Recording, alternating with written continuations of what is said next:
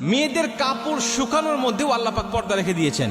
একজন মেয়ে কিভাবে কাপড় শুকাতে দিবে, কিভাবে কাপড়টাকে মেলে দিবে, এই বিষয়ে ইসলাম তাকে সীমারেখা দিয়ে দিয়েছেন।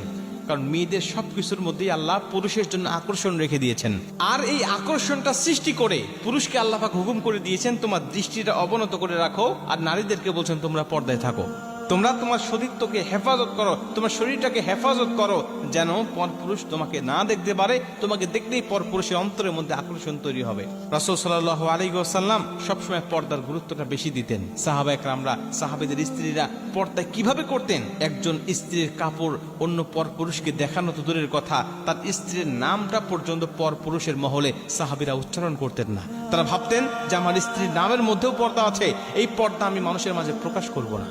তখন সাহাবা একরামরা তার স্ত্রীর নামগুলো মানুষের মাঝে, পরপুরুষের মাঝে বলে বেড়াতেন না বা ওইভাবে প্রকাশ করতেন না, ইতস্তবোধ করতেন, গাইরতে তাদের বেঁধে যেত। বিশেষ করে একজন মেয়ে তার শরীরের পোশাকগুলো পরপুরুষের সামনে তারা কাপড় শুকাতে দিবে না। বিশেষ করে তাদের ছোটখাটো যে কাপড়গুলো আছে, যেগুলো শরীরের সাথে লেগে থাকে, এই কাপড়গুলো বিশেষ করে তারা মানুষের মাঝে, পরপুরুষের মাঝে কখনো শুকাতে দিবে না। কারণ এগুলো দেখলে পরপুরুষের অন্তরের মধ্যে বিভিন্ন কুধারণা আসবে, যেটাকে বলা হয় অন্তরের জেনা। এই অন্তরের জেনা যেন পুরুষেরা না করতে পারে, এজন্য ইসলাম নারীদেরকে এই সতর্ক থাকার জন্য সবসময় আহ্বান করেছেন। কেন?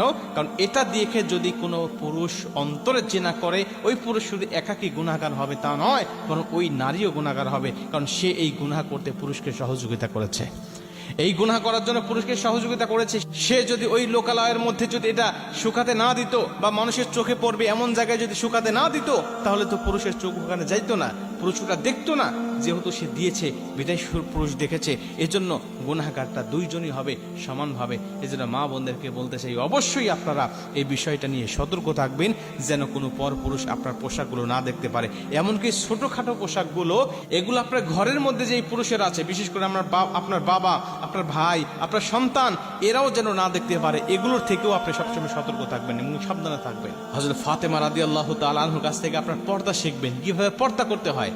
ফাতেমা রাদিয়াল্লাহু তাআলা আনহা স্বামীকে বলতেন, স্বামী আমার, আমি তো দুনিয়া থেকে বিদায় নিয়ে চলে যাব, আর যাওয়ার আগে আপনাকে একটা কথা বলতে চাই, আমি মারা যাওয়ার পরে আমাকে মানুষের মাঝে প্রকাশ করবেন না, আমার দেহটা মানুষকে দেখাবেন না, আমাকে কাফনের উপর দিয়েও মানুষকে দেখাবেন না।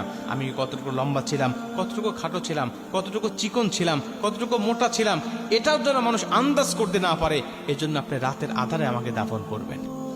ফাতেমা রাদিয়াল্লাহু তাআলা আনহাকে তার স্বামী বলছেন, ফাতেমা, তোমাকে মানুষ জানাজার ময়দানে সমাগত হবে, হাজার হাজার মানুষ তোমার জন্য দোয়া করবে, এটা কি তুমি চাও না? ফাতেমা বলছেন, স্বামী চাই, তবে শুনে রাখেন, আপনি